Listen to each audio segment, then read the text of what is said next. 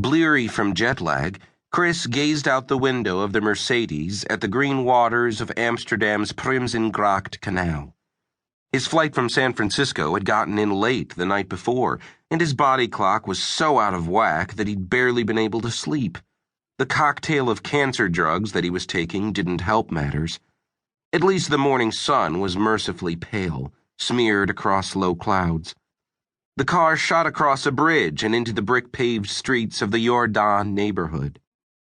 Remco de Groot, a relentlessly amiable, relentlessly blonde associate at the Amsterdam law firm Koeneman Blenheim, played tour guide as he drove, although Chris wished that he would stop talking.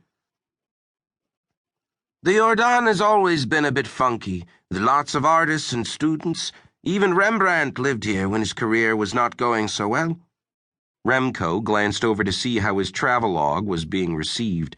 He continued nonetheless. The neighborhood is on the upswing now. The great old houses are getting renovated. Some of them date all the way back to the 16th century.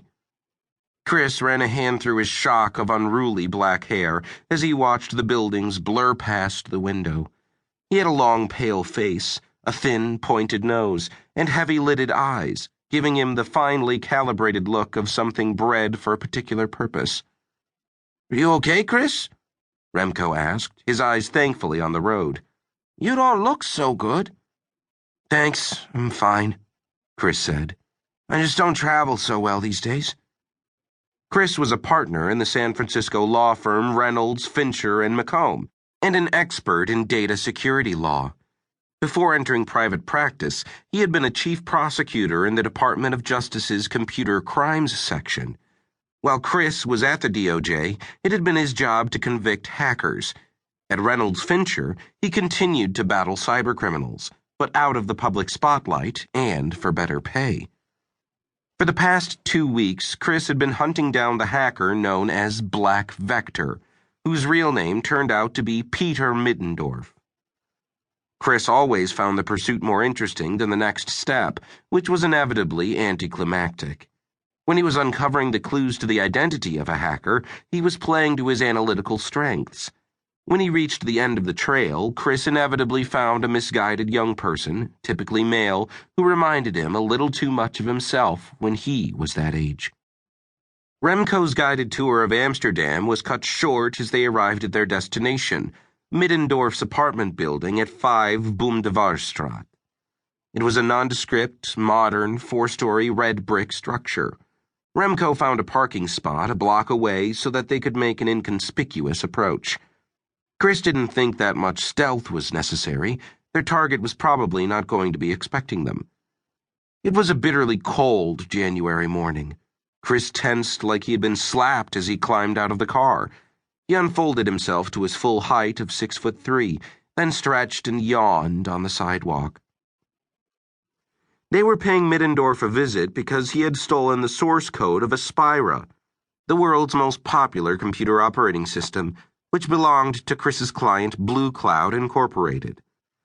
The source code for an operating system like Aspira consists of millions of lines of code supporting a host of applications.